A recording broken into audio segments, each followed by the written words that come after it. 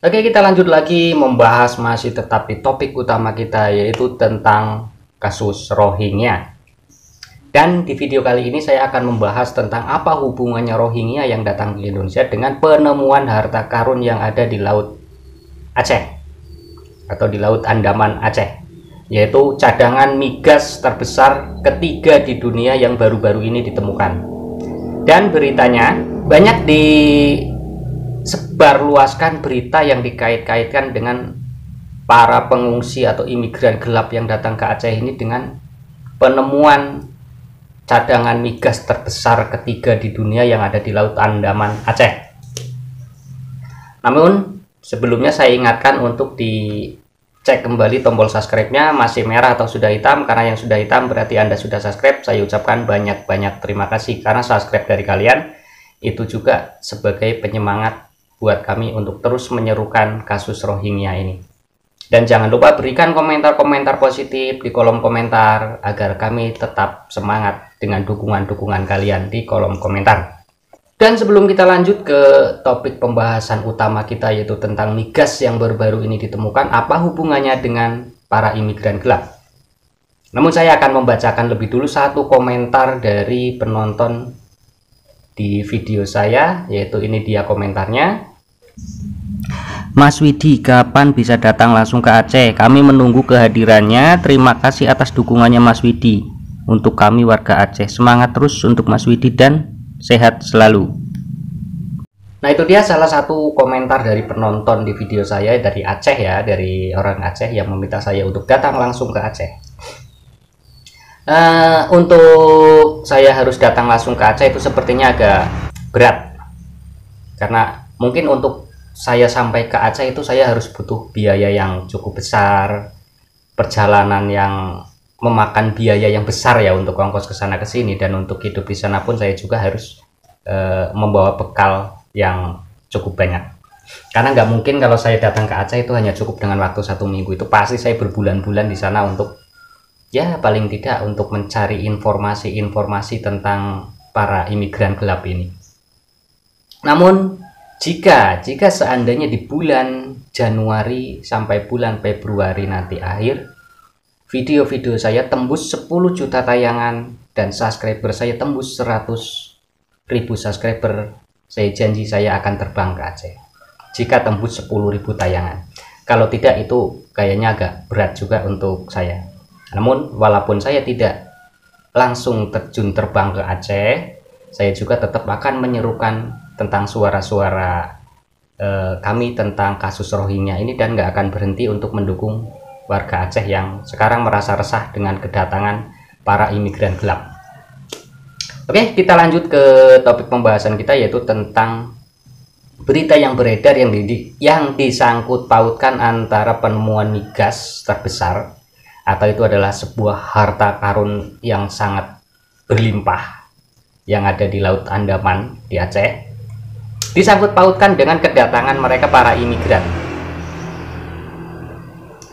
Nah, untuk menanggapi itu saya rasa itu tidak ada kaitan, tidak ada sangkut pautan. Tapi kita nggak tahu nanti rencana-rencana namanya rencana buruk, rencana terselubung dari negara lain untuk menguasai, itu kita nggak bisa memastikan juga.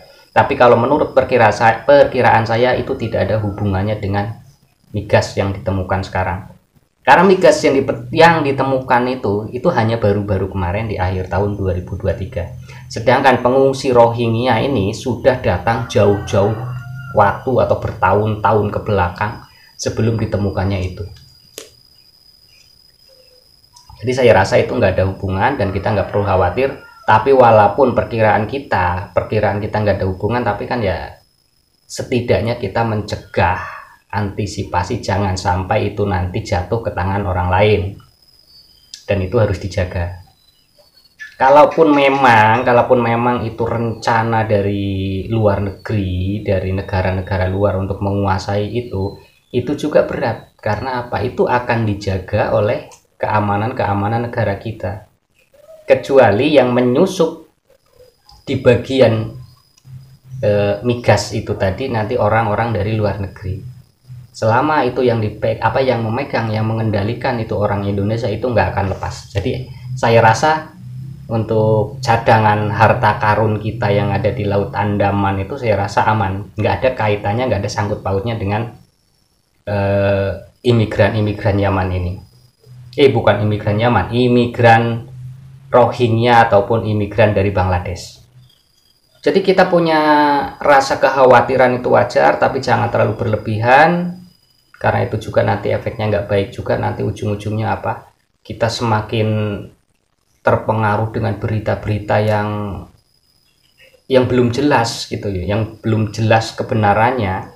Kita terpengaruh dan nanti kita akan semakin punya sifat iri dan dengki kepada mereka, dan nanti mengakibatkan ujung-ujungnya nanti yaitu tadi, dengan kebencian itu nanti menimbulkan efek-efek yang tidak baik nantinya.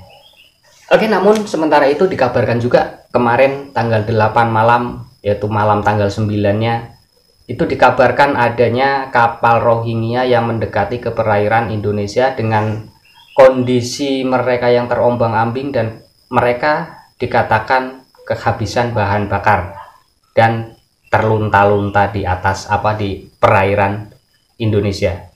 Dan itu diperkirakan akan mendekat 1-2 hari ke depan, karena itu nelayan yang mengabarkan posisinya kan pasti jauh, nggak mungkin nelayan-nelayan yang di Aceh. Kalau nelayan yang di Aceh ataupun di pinggir pantai itu melihat mereka sudah mendekati pantai dalam jangka waktu 1-2-3 jam kan sudah sampai. Jika di tengah-tengah laut itu pasti memakan waktu 1-2 hari. Jadi kita antisipasi, kita waspada, takutnya nanti tahu-tahu terdampar lagi sekarang atau besok. Tapi kabar itu belum bisa dipastikan kebenarannya, karena setelah dicek oleh TNI, Polri, dan gabungan dari masyarakat itu memang mereka tidak ditemukan. Tapi jangan lengah, takutnya tidak ditemukan di titik pertama, akhirnya mereka mengalihkan kapalnya ke titik lain yang lebih aman.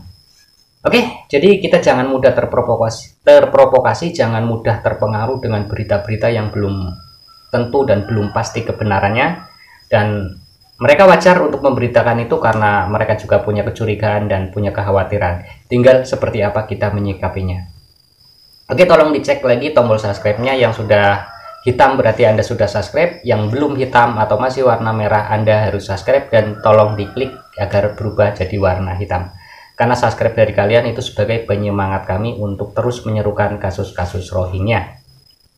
Nah, selain itu saya juga mohon maaf kalau konten-konten saya tidak semenarik orang-orang lain ataupun konten-konten dari channel-channel lain, karena saya bukan ahli untuk edit video dan saya bikin video ya apa adanya seperti ini. Saya hanya ngoceh dengan ya isi hati saya seperti ini. Saya tidak pernah yang namanya membuat konten itu saya harus menyediakan catatan, menyediakan tulisan yang harus saya baca di depan kamera dan harus dipelajari lebih dulu. Saya membuat konten langsung spontan tanpa rencana, dan itu yang saya ungkapkan adalah isi hati saya.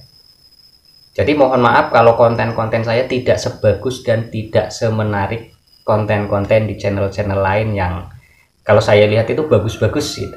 Tapi saya tidak bisa membuat yang seperti itu karena saya bukan ahli edit video. Jadi saya membuat konten langsung seperti ini ya langsung saya upload. Jadi kalau misalkan ada yang kurang nyaman ya mohon maaf, ini kemampuan saya untuk membuat konten hanya seperti ini.